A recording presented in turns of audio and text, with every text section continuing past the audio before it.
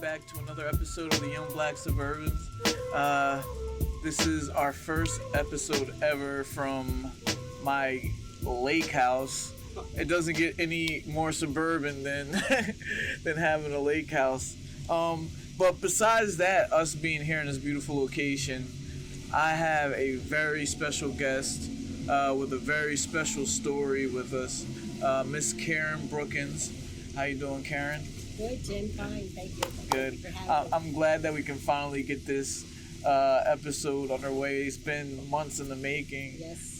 Trying to make it happen. Us going back and forth, having a lot of conversations, getting to know each other, which is great. But what we'll talk about in the future is actually a story that's been told quite a lot, and a lot of people have similar stories, but they don't actually get a platform and a chance to speak out sometimes. And what we're going to do today eventually is bring awareness to a situation that needs awareness brought to it. Absolutely. But let's start with Karen. So Karen, you are a Bucks County native. Yes, I am. Yeah, where'd you grow up? Born and raised in Levittown, in Fleet Wing or Bloomsdale, as you would have it. Okay. Yeah. All right. So that means that you were in the Bristol Township School District? Yes, I was. I went to Clara Barton Elementary School and Benjamin Franklin Middle School. Okay. Woodrow Wilson High School. And then the parents split, so then I did a little time in Delhi's, and then I graduated from Bristol High. Right. And how many years ago? I know I'm not supposed to ask that, but the reason why I'm asking that because context plays a big part in our storytelling. Early on in your childhood, you met the love of your life, I guess you could say. Absolutely. Where were you at in life at that time? How old were you? Oh, John and I were approximately 10. Right. We met at church, as kids in church, at the Salvation Army Church in Appletree, Levittown. Right. Also, I was a part of the Sunbeam, which is equivalent to the Brownies or the Girl Scouts, and he was a Boy Scout. Right. And so we kind of hung out a lot, like during the week, like a bunch of kids. We would go to the church for church on Sunday, of course, and then throughout the week there were different events that we would see each other at all the time. Right. And you guys became boyfriend and girlfriend at that time? Yeah, we actually did. At 10 years old? No, maybe in our teens. Right. You know, we started to like each other. We sat next to each other on the bus because the bus would pick everyone up. So eventually when we were like 13, 14, 15, we would sit next to each other. Right. And we started to like each other, and that grew into what we had. Right. Yeah. But at one point, you guys weren't together. Yes. And did you end up going to school or pursuing a career? My parents ended up getting separated, and so did his parents. So we lost contact with each other. Right. I moved away into a different area of Bucks County. He moved away. Right. And we lost contact. Right. When did you reunite? We reunited in 2016. Okay. From all that time until 2016? Yeah, we lost touch when we were about 17 years old. Okay.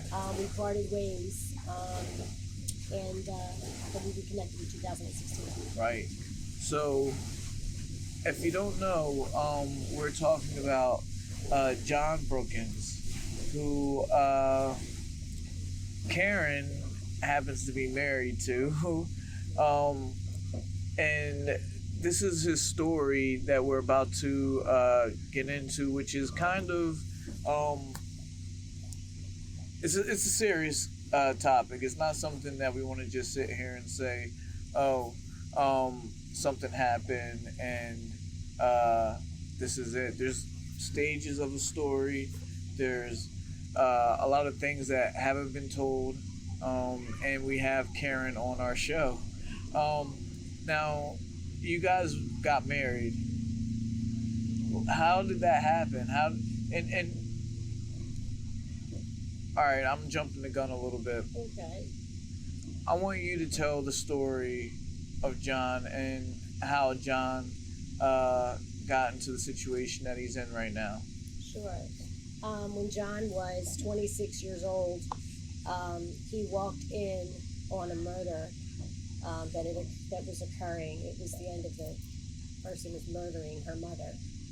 And the woman that was murdered was a white woman who he was friends with.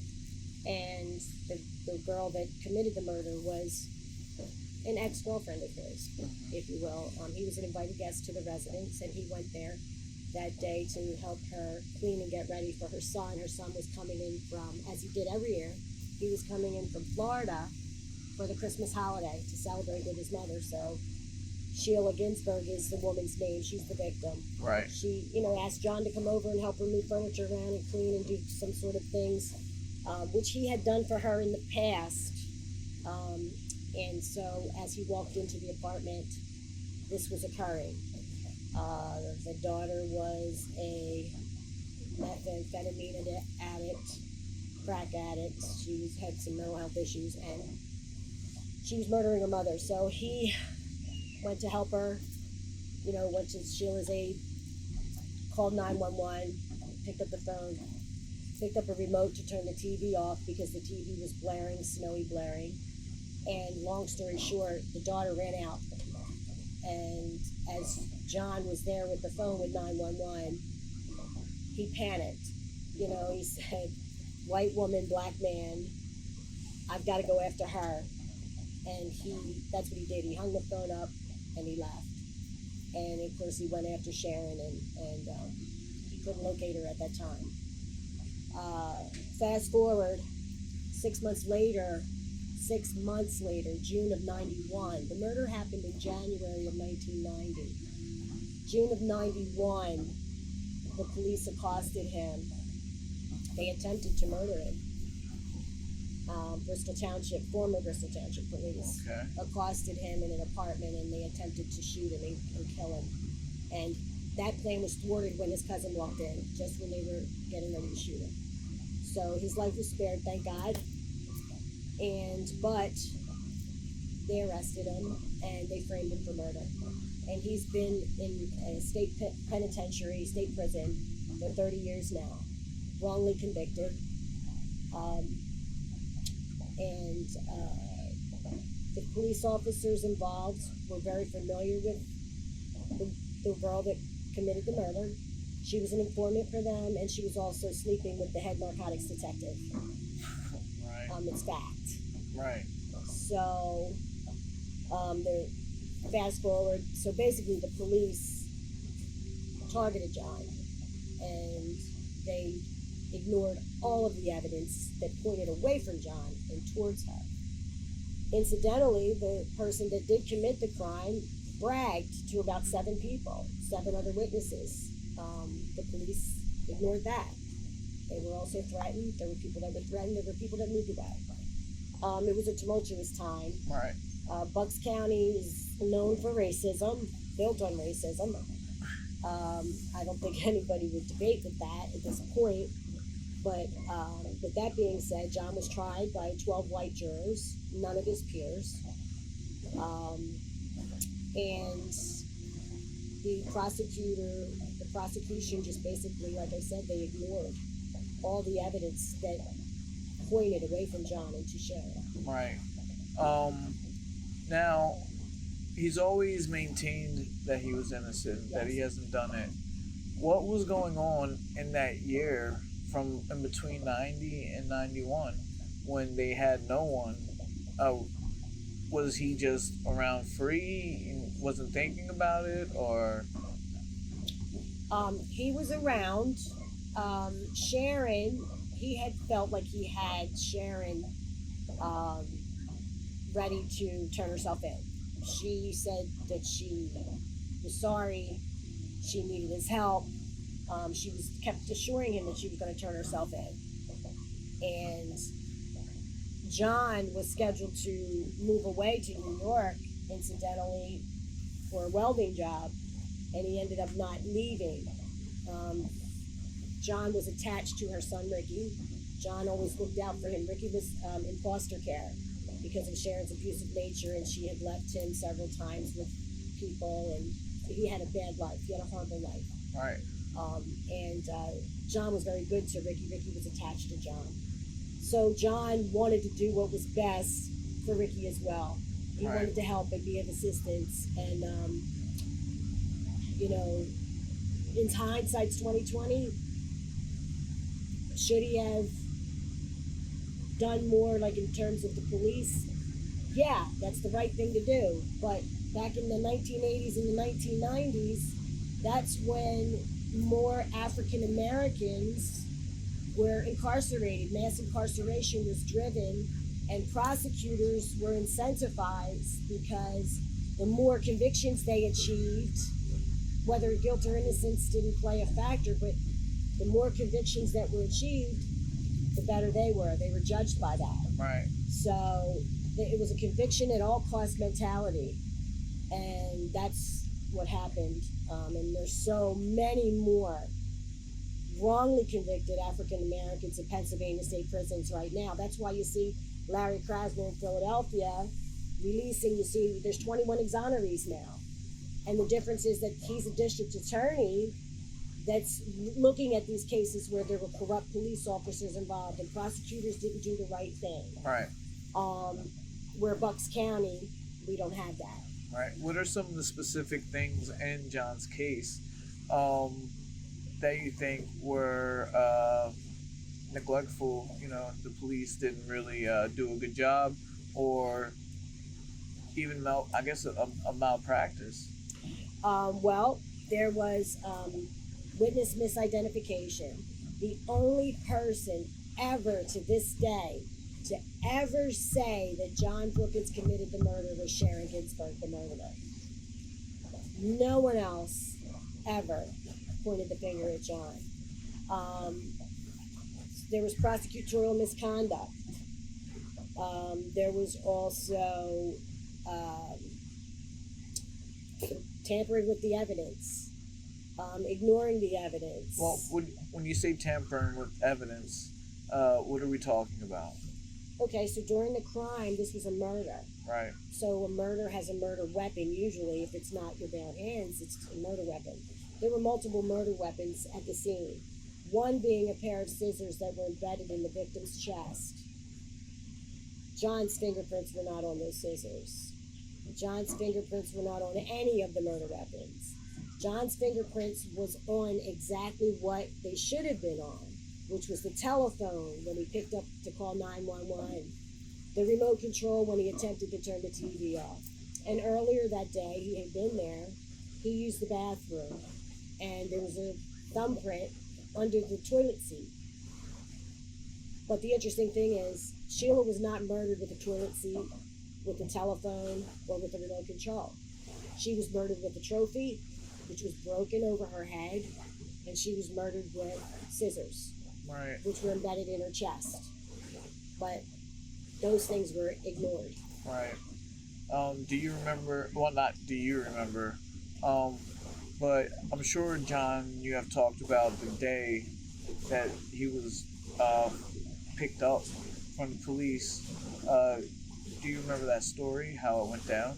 Yeah, John was walking through the parking lot of an apartment complex with a friend of his, and a gentleman, a Caucasian gentleman, wearing a leather jacket, gold chain. He just looked like anybody, and he called his name, and he had a gun pointing at him. He never identified himself. He just called John Brookins, and John turned around and he sees this gun pointed at him. So he did what anyone would do, and that was run. Right. He ran through the parking lot. This guy chased him with the gun on him, and then he went into his cousin's apartment, and he ran into the bedroom, and he hid, running from this person. A few minutes later, the closet door opened up. There was a gun in his face, and there were several other men standing there, one police officer in uniform. Everyone else was in plain clothes. They pulled John out of the closet. One of them took a gun out, threw it on the bed. They attempted to push John onto the bed, and the police officer had the gun on him. And as they were pushing him, he lunged back to fight being thrown onto the bed. His cousin walked in and said, "What the hell's going on here?" And they stopped. And they immediately picked him up, pulled down his pants to his ankles, which he still to this day doesn't know why they did that. And then they handcuffed him and took him out of there. He went into the car with the gentleman, Al Eastlack, who was the one chasing him through the parking lot with the gun, who was unidentified at that time. Right. And can I speak candidly and say exactly what he said? This is your story. He said that he was angry, and he said, "You've ruined everything, you fucking nigger. We were going to kill your ass." And he turned around, and John said that he just remembers him being beat red in the face, and he was so angry that he was spitting. You could see spit. And John said to him, "Why are you doing this to me?" And he says, "Because you know why. You know you killed that woman." And John says, "I didn't kill anyone." They took him to the Bristol Township Police Station, sat down, and as he started to tell the police officers, the two officers that were there, Robert Potts and Rudy Hirling, the lieutenant of the police department, he told them what happened, and then they immediately picked him up and moved him to another room. Then when they moved him to the other room, that's when they threatened him.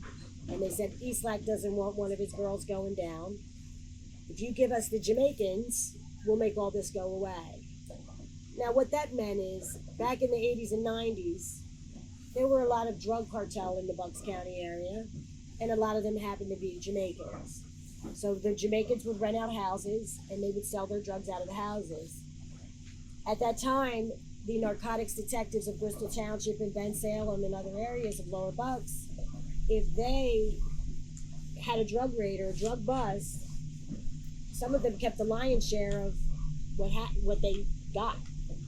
A lot of them extorted drug dealers and so on and so forth. They would go into their homes. Countless people have told stories, their accounts of being extorted. "Give me $5,000 a day, you go to jail."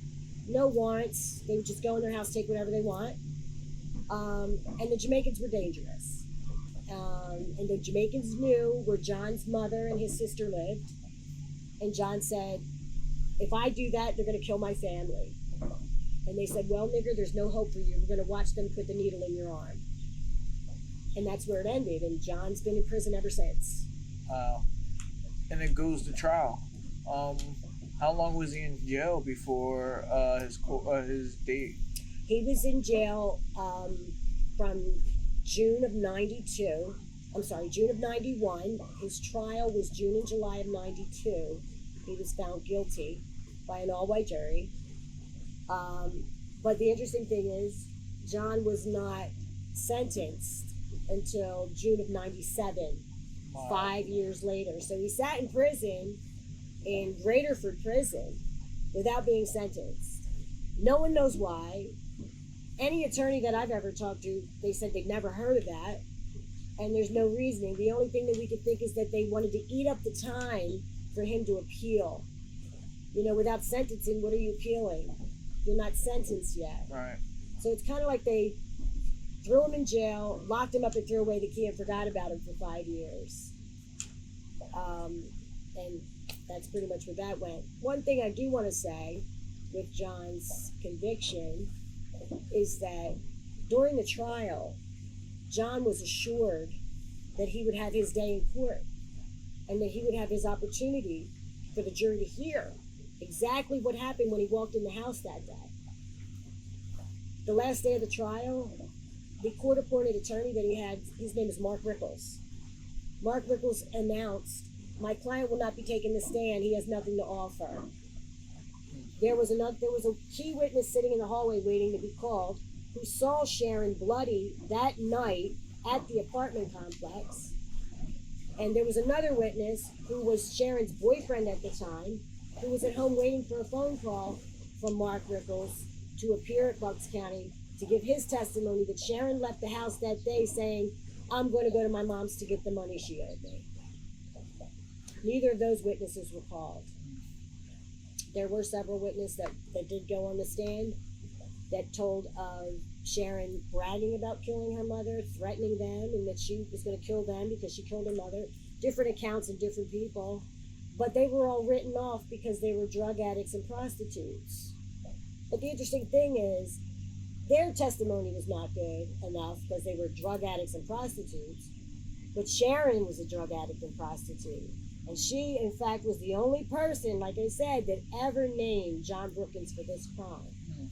She didn't even take the stand. Wow. So he ultimately gets convicted. Yes. He gets sentenced. What was the sentence? Life without parole. Life without parole. And so at that point, does he think, I have to fight this, or that I have to figure out a way on how to get people to believe my story? Okay, so honestly speaking, I'll tell you, there's many facets of John's story of what happened to him, and there's got a lot of sadness. When John was arrested, if you can imagine being arrested as an innocent person, John was facing the death penalty. They were trying to give him the death penalty. So they tacked on a robbery charge, because if you kill someone in the commission of in the commission of a robbery, that is a capital murder, and that's punishable by death in Pennsylvania at that time. But during the God bless you. I didn't take my allergy medicine. During that time, the robbery charge was thrown out, so that the death penalty then was off the table. But again, while John was in prison, he was in prison for something he didn't do. He was facing the death penalty. There were threats against his family. There were police officers that were sitting out in front of his mom's house.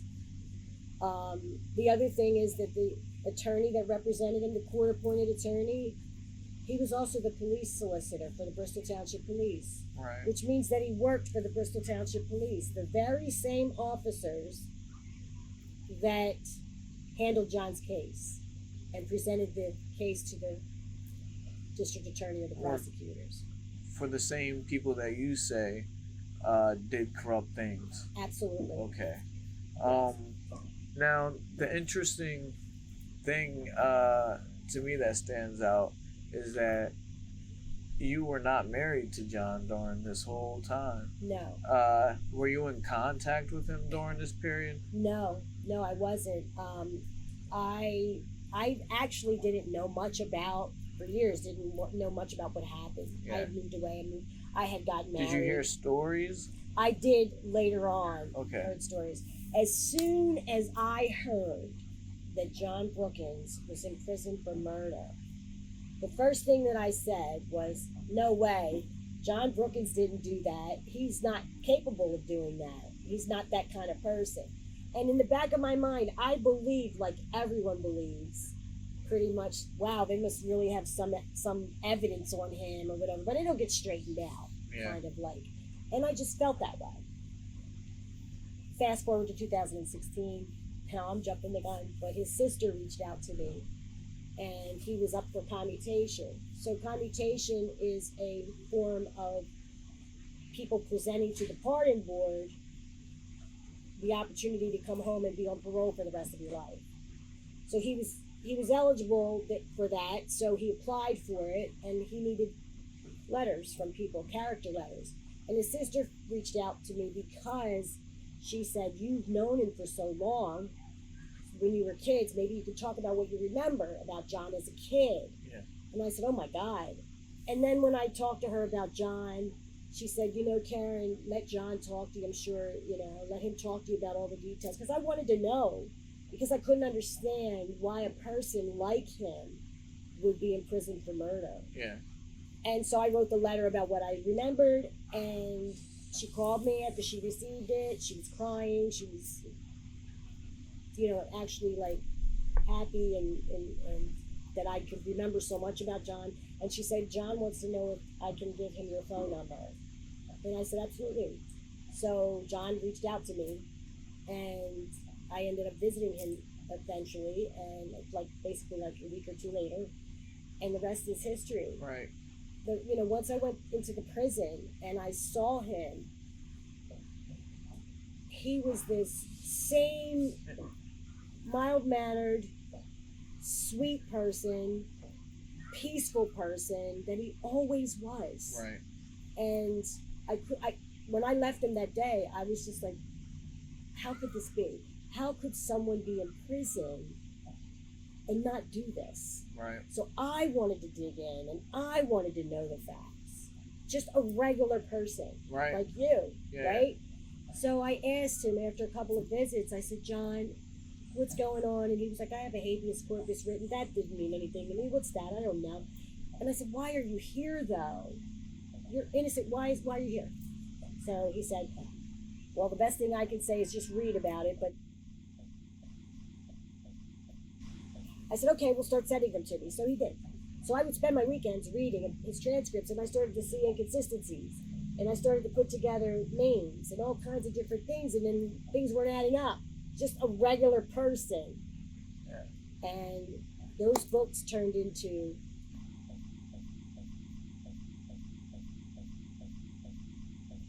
witnesses, binders, all kinds of things. And that's what grew into this. Right. Sorry. No. So you start doing all this, you start building a relationship with John. Are you dating him actively while he's in jail? How does that work for what? Yeah, I mean, he's already in jail. Yeah. You guys reconnect through a phone call. You start doing a little research for him, I guess, trying to help him out. How do you get from that to being married? Okay, so I believe that God does things for a reason, right? So I was married twice in this time frame, these years that we were apart. And I have this is children. your third marriage? This is my third marriage. Okay. 3 times a charm. Yeah, right? that's it. 3 times a charm, right? That's it. So I was at the point in my life, I wasn't dating. I was on my own. I was single. I just left a really super bad relationship. And I was just like, I'm done. I'm just going to work and make money and enjoy my life, right? And I said, God, just bring me a companion that I could spend the weekends with and just have fun. I still wanted to have my own place and do my own thing. Right. But I just wanted to have a companion on the weekends, somebody I could do things with, right?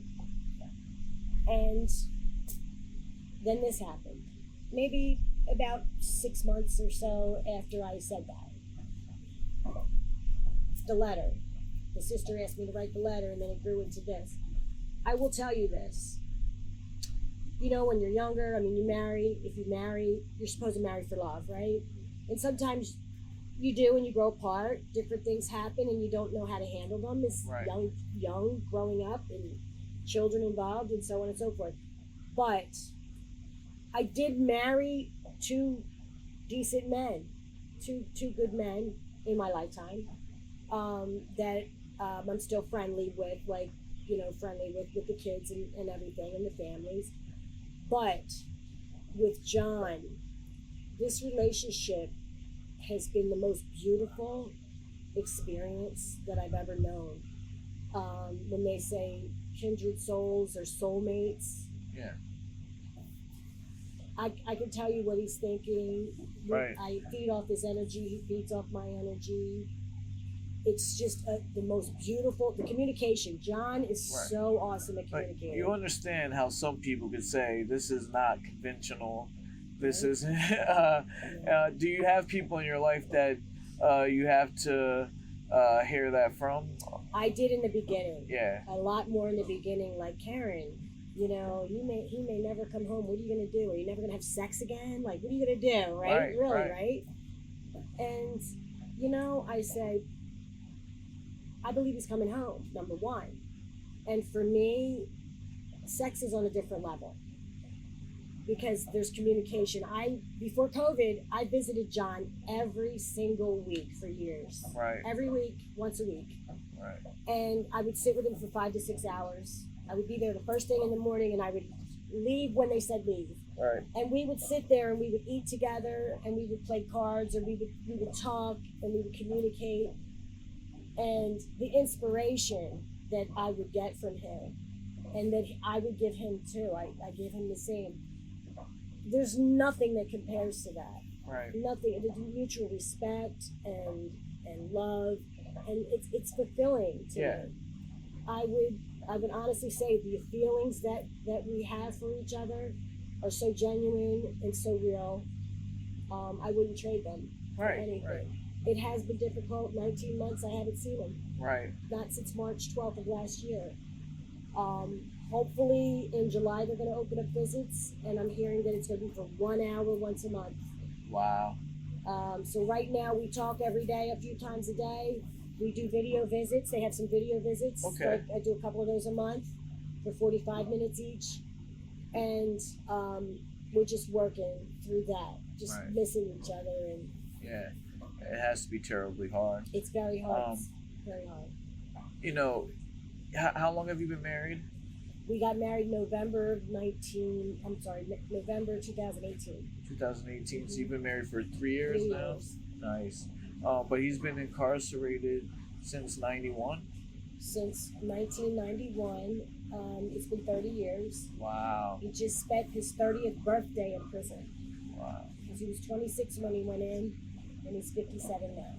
Wow. And I want to say, John has never been written up once. Yeah, so that's what I wanted to talk about a little bit. His character, since he's been incarcerated, can't be easy knowing that there's a chance that he might not ever come home. So there's a little adjustment period where you have to figure out what you're going to do. How has John's character been since he's been in jail? I will say, John, me knowing John when we were 10, and me knowing John at 57, he carries the same peacefulness. He was always a good guy. He was always mild-mannered. John was always built, but John didn't fight. John was not violent. A perfect scenario.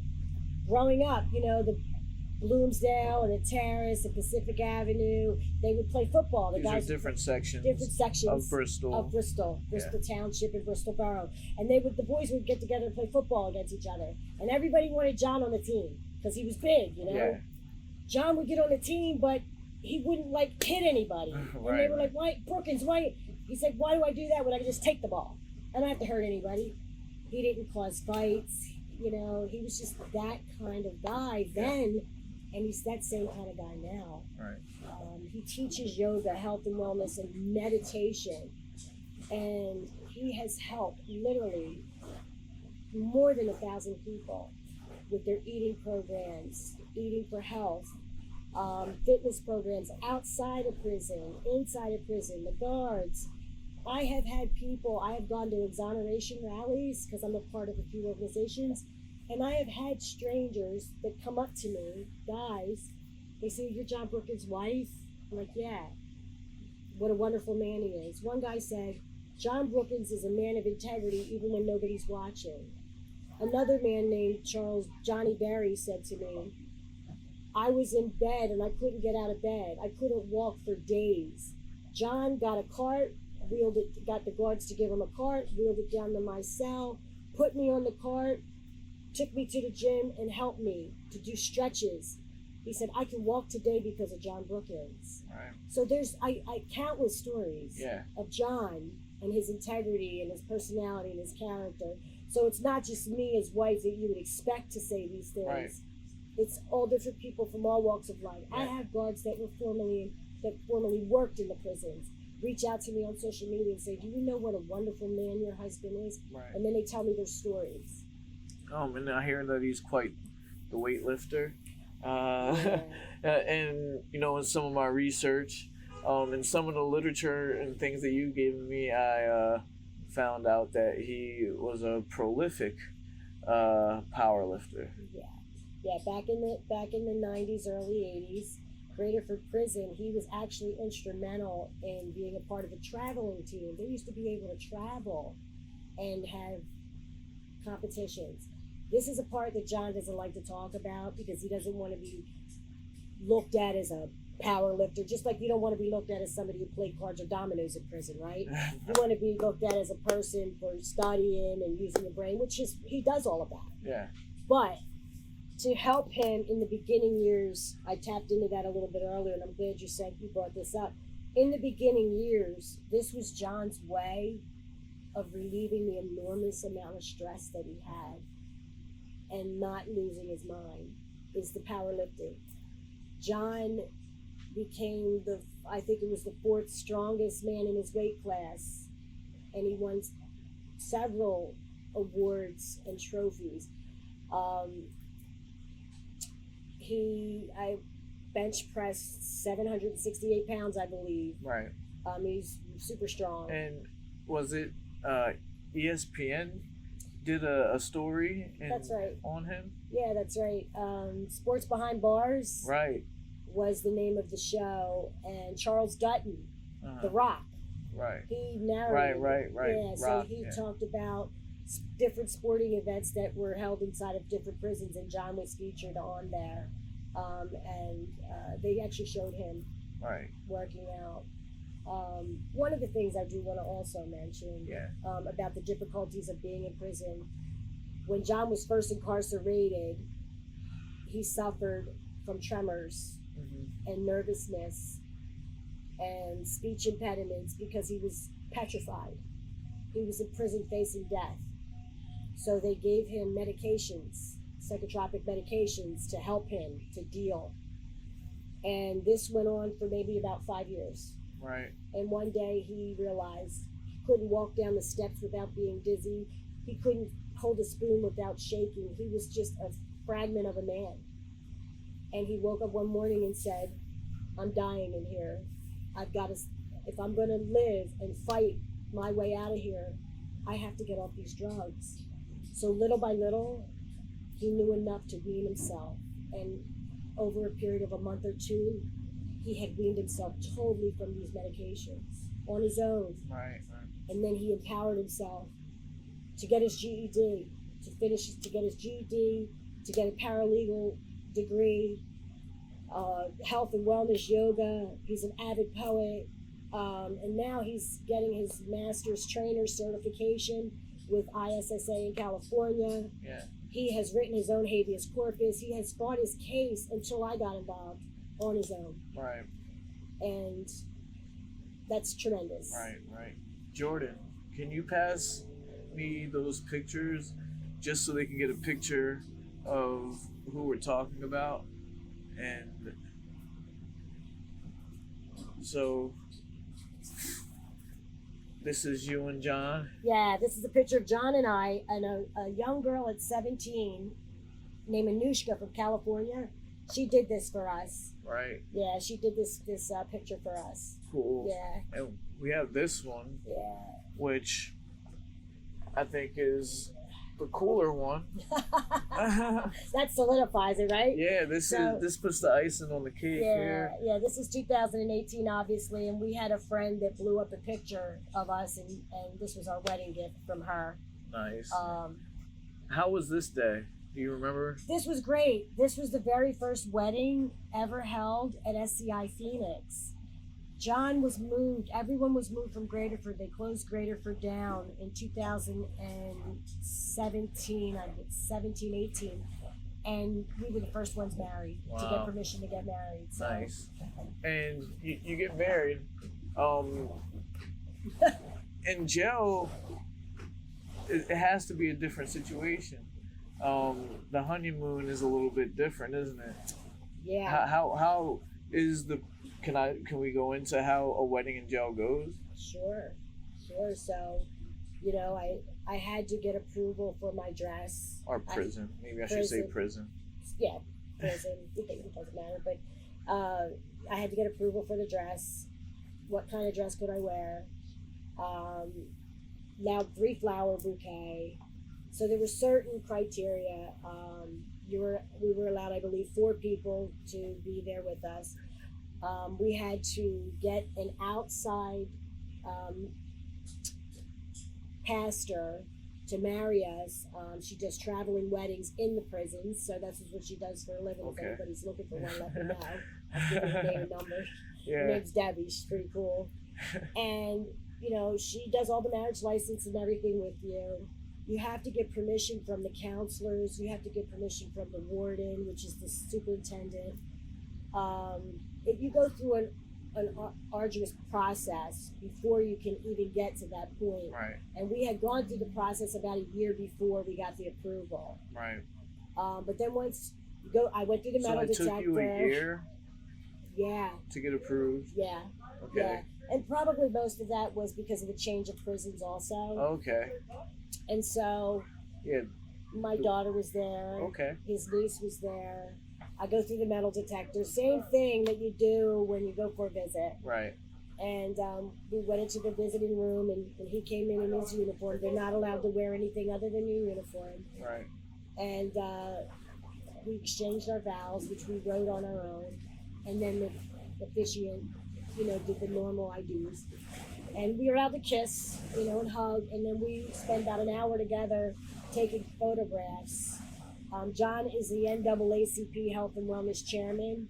So we were given the opportunity to have a lot of photographs. Okay. So we got I have a nice photo album, which was nice. And then I had to leave because they were starting visits that night. So I had to leave for about an hour and then come back. So I left, changed my clothes, and went back for the visit until 9 o'clock that night. And then his niece and I went and had pizza afterwards and a martini. Yeah. Yeah. So that's how we celebrated together. Wow. But my soul has been forever changed by this marriage. And you said something earlier about, that maybe John may never get out. I never think that. I know that God has a purpose for this, and I truly believe in my heart that God brought us together because John's coming home. And he's using me as an instrument to be John's voice and to be his eyes and his ears and to bring him out of there. One of the things that John told me the very first time I visited him was,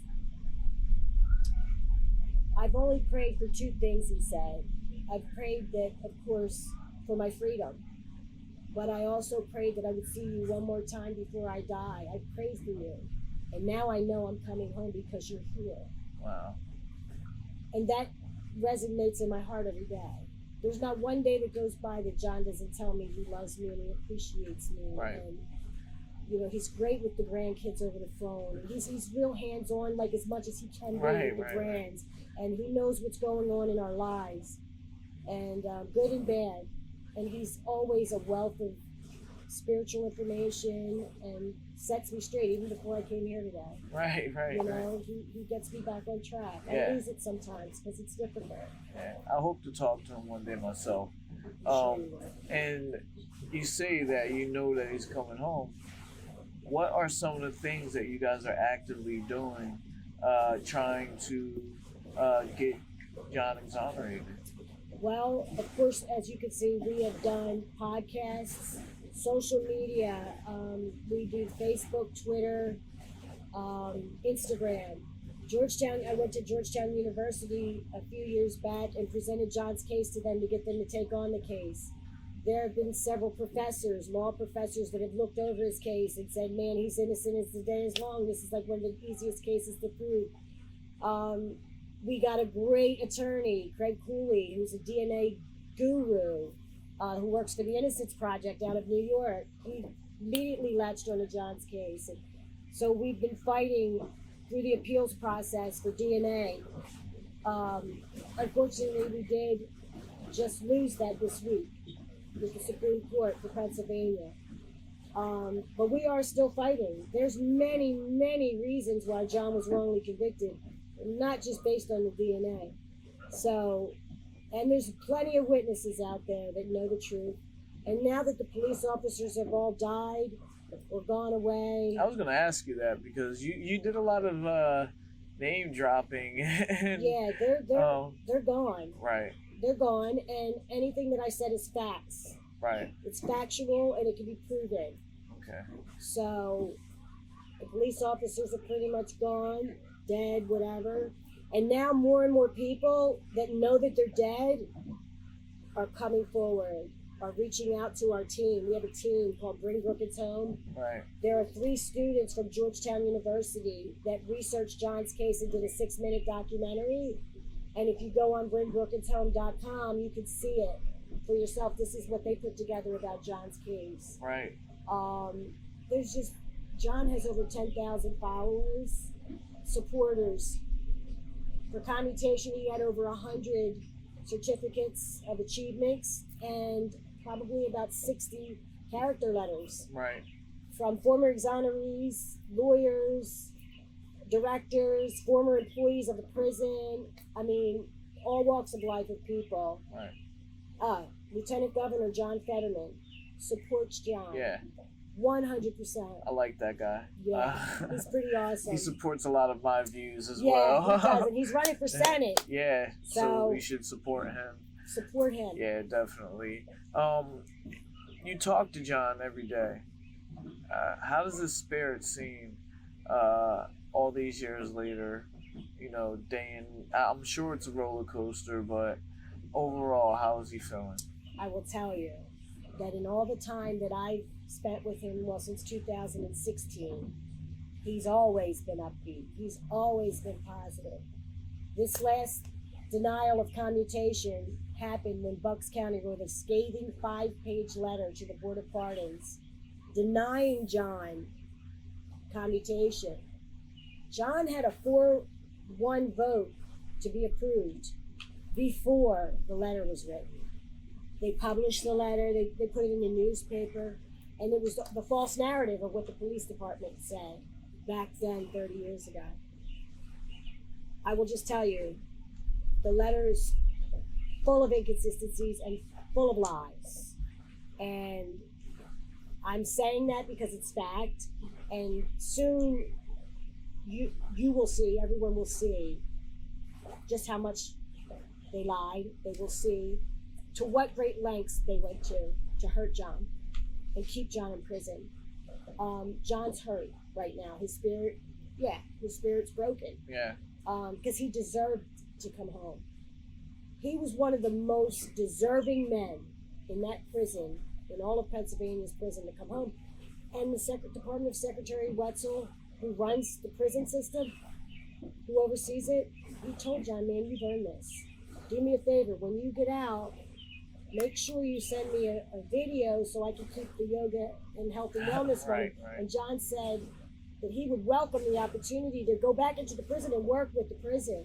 Right. To help those to still be able to deal with the PTSD and the traumas that they all face, and the illnesses and the cancers and all of that. So no one's more deserving than John. So when he was denied, it devastated not only John. I had hundreds of people that reached out to me and were devastated. And now this latest thing. But do you know what John says? He's coming home, but this is not his way out. God has a plan. And we believe that when John Brookins comes home, he's going to come home the right way. He's not going to have to be on parole or probation. He's going to come home a free man. Right. And he's going to make such a difference in society. Right. And that's what he wants to do. He really wants to get out here. Now, do you talk about, like, when he does come home? And, because 30 years is quite a long time. I don't think Apple was even a company. No, it might have been a company, but they weren't making iPhones, and stuff like that. Yeah. Is he curious about how life is on the outside? Of course he is. John does a lot of reading, and believe it or not, there's times he knows a lot about technology just by reading, more than I do. Right. So he always stays abreast of things, and he does a lot of reading. But he's looking forward to coming home. He wants to build a tiny house. Oh, yeah? Yeah, like a tiny house. He wants to live in a tiny house, but he wants to get an RV and travel the world, travel the country. Right. To personally meet the supporters that we have. But more importantly, he wants to pass on his experience and to make a difference and to reach back and help those others that are in prison wrongly convicted. Because like I said, there's thousands of people. Right. It's not just him. Yeah. That are deserving and that don't belong in there. Right. So, is there anything about John's case or anything that you want our viewers to know that we haven't touched on today? Because this, first of all, let me tell you from me, I'm very privileged that you would even sit down with me and share this story. So, without me controlling what you're saying and feeding you the questions, is there anything that you would like to say speaking from your heart? I would. One of the things that I would like to say that's very important is there are many ingredients of a wrongful conviction. And one of the most important things that we could do to abolish wrongful convictions is to end police and prosecutorial misconduct and immunities. So, like George Floyd, okay? Police officers have immunities. Prosecutors have immunities, which means they can pretty much do whatever they want because they know that there's no punishment. They're not going to have to go to jail. Right. They're not going to lose their careers, their families. And we need to stop that. The number one thing is to end that. But to get to that point, we need reform-minded district attorneys. We need everyone to vote, get to know the district attorney that's running in your area. Where do they stand on judicial reform? Do they believe in installing wrongful conviction units within their departments? Because let's face it, Philadelphia is not the only area that has wrongful convictions. Every municipality has them, and majority of them stem from the 80s and the 90s. So in order to get a hold of those things and to clean those things up, we have to first admit that they exist. And a district attorney who admits that, yes, these things do exist, let's clean it up. So let's expose it, let's strip it down, and let's clean it up, and let's start from ground zero. Yeah. And let's stop these things from happening. So is there a power what would you think is the main thing? Is it just politics that is stopping judicial reform? Or do you see specific places, the actual departments that are putting a halt to changes? Well, the systemic racism that exists in many municipalities is still alive. So, the district attorney that pushes back against the person that stands there and says, where do you stand on judicial reform? If you just ask them, will you install a conviction integrity unit? If they say no, we'll let the courts decide. You already know their position. If they say yes, we're going to do this, we're going to clean this up, and we're going to really work hard to be in our communities deep and to help our families heal and help our wrongly convicted get out of prison. That's the difference. But systemic racism is a main factor. And you only need to ask a district attorney that one question to know the answer. Yeah. And we have that district attorney, Matt Weintraub, who doesn't believe in that. You know, he marches with the Black Lives Matter down in Bristol. He did. He marched. I give him credit. He's working to bring peace between the police and the community. Great. All of those things are great, and anything else that you do is great, that he does is great. But the one thing that he fails to realize is don't turn a blind eye that these wrongful convictions have happened and are sitting in prison. Yeah. Expose them, clean them up, and now we can talk. Yeah. We have a district attorney race going on right now, Matt Weintraub and Antonetta Stanku. I don't know much about Antonetta Stanku, but I know enough about Matt Weintraub right now that he denied DNA evidence that would clear my husband, that will not have, the murder weapons will not have my husband's DNA on them. And nowadays, the testing that we have right now was not available 30 years ago. So even if we just want to test it because now there's testing, if you in fact have the right person in prison, why not open up the book and say, here you go, we did the right thing here. Here's the proof. Go ahead and test it for yourself.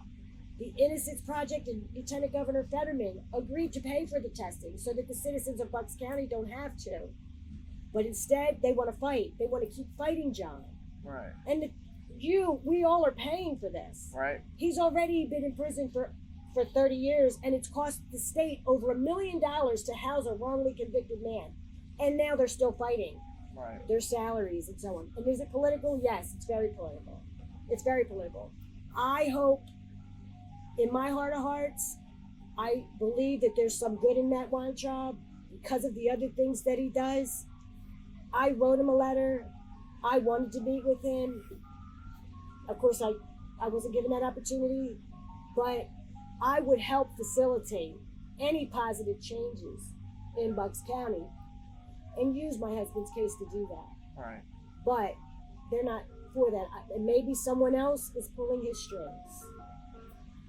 So therefore, that would be politics, right? Yeah, exactly. I don't know. I would like to feel that his heart of hearts, if he had the real say-so, that he would do the right thing. Right.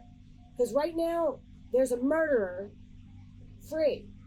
Okay. Every time a wrongly convicted person's in prison, yeah, there's a murderer free. So, what happened to the original person that allegedly killed her mother? Right. Well, where is she at? She's in Florida, last we heard. Okay. She's been in Florida since 1991 or 1992. 1992. Okay. And that's all you know? That's all I know. Right. It's really not all I know, but it's all I can say. And all I can say is a leopard doesn't change their spots. So the same thing that was going on back then 30 years ago is still going on there. And the same John that was going on 30 years ago, only a more mature John, is sitting in SCI Phoenix. Right. And how have you had contact with the family of the deceased person? I'm sorry. And do you know how they feel about your efforts of getting John out of prison? I haven't had any contact because of the integrity of the case. I don't want to jeopardize the integrity of the case. Right. I do know that I've gotten wind that there are some that believe that Sharon murdered her mother in the family, and then there's some that believe that John did. Right. So it's another reason why the DNA should be tested. This Right. family is torn. This family are the family members that are grieving, that have grieved for this woman, and to this day, they really don't know who murdered their mother. They really don't know. Ricky doesn't know who murdered his grandmother. For 30 years. For 30 years. Yeah. So that's a shame. If someone wants to get in contact with you, maybe there's somebody else that's going through this, or someone that's interested in helping out John, how could they get in contact? They could reach out to me through email. Yeah. I would say yoga, YOGA, guru, GURU, 526@gmail.com. Is that to get in contact with John? That's to get in touch with me. Okay. Is there a way that we can get in contact with John? There is. You can write John. Right. It's through Smart Communications. If anyone wants to reach out to John, just send me an email, because it's a long address that I can't recite from memory. But there's a long address, and that would be, we could facilitate that for sure. And what about your social media handles? Okay, so I have bringbrookins.com, which is the website. If they go to the website, that will take them to the address to write to John. That will take them to the Instagram page, the Twitter page, and the Facebook page. Right. There is a hotline number for anyone that may have information regarding this murder. They may have seen something, or if they were extorted by the police in any way or mistreated in any way back then, we would welcome their confidential call on the hotline. We have a team that fields these calls and returns the calls. They will keep them confidential. We're building this story, so to speak. Right. And could I take a moment to look up the number? Yeah, sure. really, I just wanted to say that I am honored to have you on the podcast. I really am. Thank you, Tim. If I'm being frank, this is my podcast is we're like 30 episodes in, something around there. Yeah. So for you to have the confidence in me to tell your story means a lot to me. So Thank you. yeah. Thank you so much. That means a lot to me. Yeah. Okay, let me say the phone number for the hotline is 813 Okay.